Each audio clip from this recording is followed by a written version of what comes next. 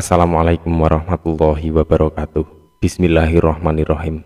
Alhamdulillah, bertemu lagi dengan Syekh Jati Channel. Pada kesempatan kali ini saya berusaha membuka wawasan tentang kebenaran. Kebenaran Allah dikaitkan dengan status orang percaya di hadapan Allah. Kebenaran adalah salah satu pemberian Allah kepada orang berdosa sehingga ia dinyatakan benar di hadapan Allah. Kebenaran adalah persesuaian antara pengetahuan pada objek atau perbuatan seseorang yang sesuai dengan perkataan. Jadi kebenaran adalah merupakan lawan dari kekeliruan yang merupakan objek yang tidak sesuai dengan pengetahuan. Di sini ada 3 penyingkapan kebenaran: pengenalan, penebusan dosa, dan kebangkitan spiritual. Sebelum ikuti video ini, silahkan like dan subscribe Syekh Jati Channel supaya Anda mendapatkan pemberitahuan yang pertama dari update video-video kami yang terbaru.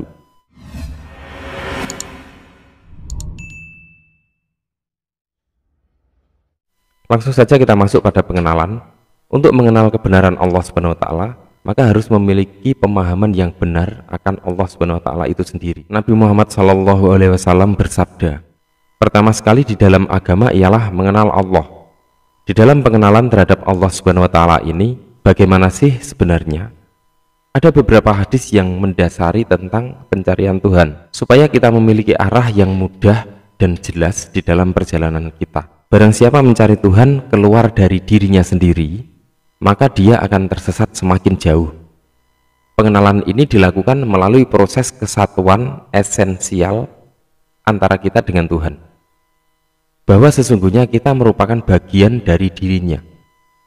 Nabi Muhammad SAW bersabda, barang siapa mengenal dirinya, maka ia akan mengenal Tuhannya, dan barang siapa mengenal Tuhannya, maka akan binasa atau fana dirinya.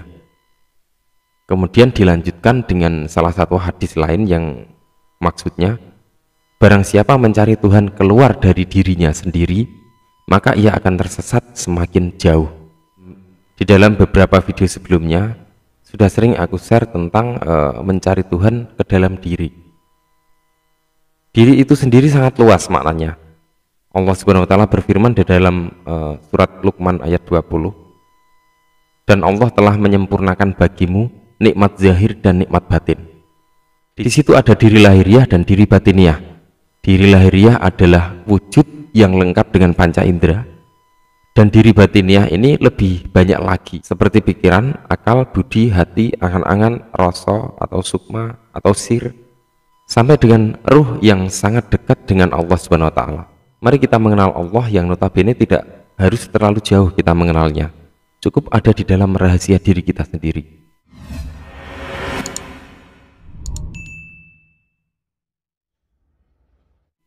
Kemudian selanjutnya adalah yang kedua, penebusan dosa. Secara syar'i, penebusan dosa ini ada pada taubat, dan secara hakikat itu mengarah pada sifat dendam. Bagaimanakah sifat itu bisa kita kondisikan dengan baik? Para sahabat semua, seseorang yang memiliki dendam ketika ada masalah atau dibuat masalah, hal ini adalah logis dan manusiawi.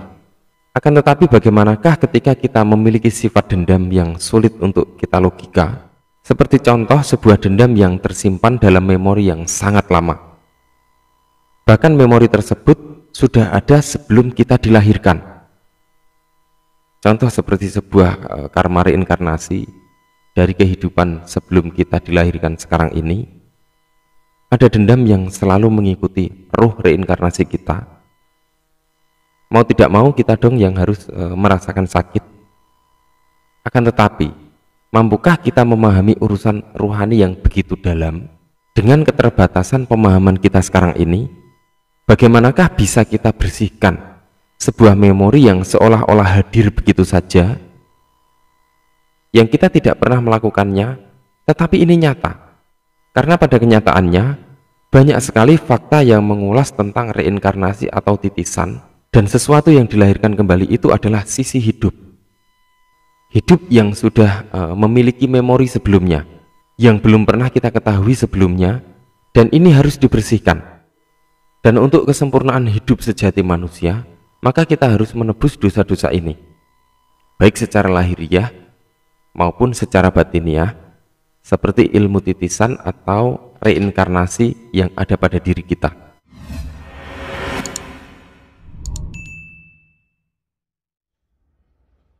Kemudian penyingkapan kebenaran yang ketiga adalah kebangkitan spiritual. Kebangkitan spiritual ini adalah pengalaman spirit yang cenderung pada pengalaman di luar nalar. Bahkan terkadang sampai pada pengalaman mistis yang dialami seseorang. Mulainya terkoneksi dengan hal-hal yang gaib, dari gaib yang luar sampai gaib yang paling dalam atau gaib batiniah, sampai menyatu pada Sang Pencipta dan semua ciptaannya. Kebangkitan spiritual ini berhubungan erat dengan urusan ruhani. Jika piranti-piranti batin sudah dilepas, sudah dilucuti, maka hijab sudah tersingkap. Maka di situ kamu akan melihat bahwa Sang Aku adalah yang sejati. Ketika kita sudah menyadari bahwa sesuatu itu terlahir setiap saat. Bila kamu mampu menemukan irama nafas yang paling natural dan paling harmonis di dalam hukum universal yang mengatur keberadaan kita, maka kita akan merasakan adanya penyatuan dengan alam sekitar kita. Para sahabat semua, Allah SWT berfirman di dalam surat Luqman ayat 30, demikianlah, karena sesungguhnya Allah dialah yang hak, dan sesungguhnya apa saja yang mereka seru selain dari Allah, itulah yang batil. Dan sesungguhnya Allah dialah yang maha tinggi, lagi maha besar. Para sahabat semua, Al-Haq adalah salah satu nama Allah SWT. Semua nama-nama Allah adalah pasti, dan setiap nama tersertai oleh sifat-sifatnya. Dan manusia sendiri mampu mengenal Allah dari af'al, nama, dan sifat tersebut. Tidak ada yang tidak pasti di dalam ilmu, dalam kemampuan, dalam kekuasaan, dalam kebenaran Allah, Tuhan yang Maha Esa, yang Maha Kuat dan Maha Besar.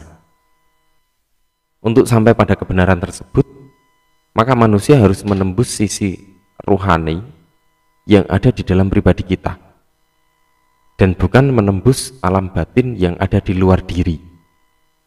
Harap waspada dengan kondisi batin Anda. Jangan biarkan semua yang terlihat di luar diri mampu mempengaruhi alam batin di dalam diri Anda sebelum Anda mampu mengenal pada hakikat diri. Selamat memahami kebenaran Allah SWT. Semoga bermanfaat. Wallahu a'lam bishawab. Wassalamualaikum warahmatullahi wabarakatuh.